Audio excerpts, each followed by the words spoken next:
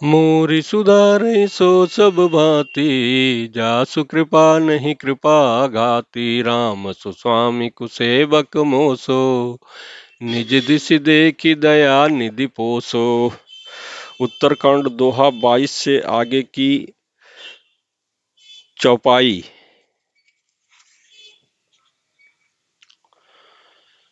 फूलहि फरहि सदा तरु कानन, रहहि एक संग गज पंचानन। खग मृग सहज बयरु बिसराई, सबनि परस्पर प्रीति बढ़ाई। कूजहि खग मृग नाना वृंदा, भय चरई बन करहि आनंदा। शीतल सुर विपवन बह मंदा, गुंजत अलिलय चलि मकरंदा। लता बिटप मांगे मधु चबहि, मनोभाव तो देनु पय श्रय स्रवहि। शशि संपन्न सदा रह धरनी, त्रेता भय कृत जुग के करनी। प्रगति गिरिन विविध मनि खानी, जगद आत्मा भूप जग जानी। सरिता सकल बहै बरबारी, शीतल अमल स्वाद सुखकारी। सागर निज मर जादा रहही, डारहि रत्न तटिन नर लहही। सरसिज संकुल सकल तड़ागा, अति प्रसन्न दस दिशा विभागा। विदु महिमु पूर मयूखनी, रवि तप जेत नेहि काज। मागे बारिद देहि जल, रामचंद्र के राज प्रमात सियावर। रामचंद्र शंकर जी भजो। उत्तरकांड दोहा 23। उत्तरकांड दोहा 22 का कुछ तुलसीदास जी द्वारा कहा हुआ रह गया था, तो उसे श्री रामचंद्र जी के राज्य में दंड केवल राज्याभिषेक के हाथों में है, और भेद नाचने वालों के नृत्य समाज में, और जीतो शब्द केवल मन के जीतने के लिए ही सुनाई पड़ता है। अर्थात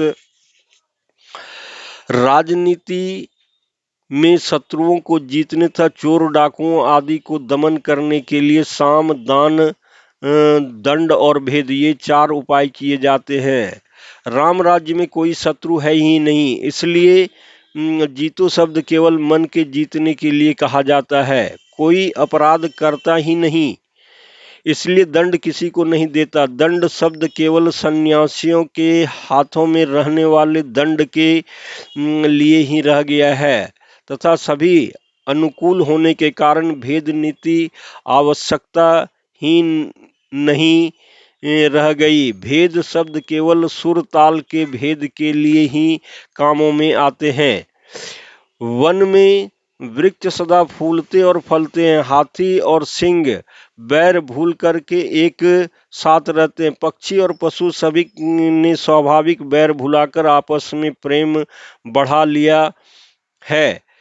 पक्षी कूजते हैं, मीठी बोली बोलते हैं। भांति भांति के पशुओं के समूह वन में निर्भय विचरते और आनंद करते हैं। शीतल मन सुगंधित पवन चलता रहता है। भौरे पुष्पों का रस लेकर चलते हुए गुंजार कर रहे हैं। बेले और वृक्ष मांगने से ही मधु मकरंद टपका देते हैं। गौएं मनचाहा दूध देती है। धरती सदा खेती से भरी रहती है। त्रेता में सतयुग की करनी स्थिति हो गई।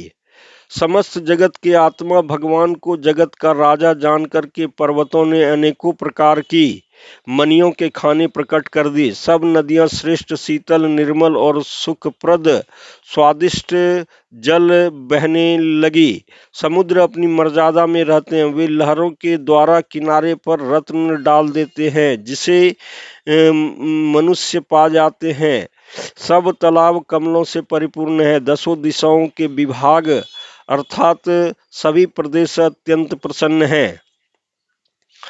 श्री रामचंद्र जी के राज्य में चंद्रमा अपनी अमृतमयी किरणों से पृथ्वी को पूर्ण कर देते हैं। सूर्य उतना ही तपते हैं जितने की आवश्यकता होती है। मेघ के मांगने से जब जहाँ जितना चाहिए जल देते हैं।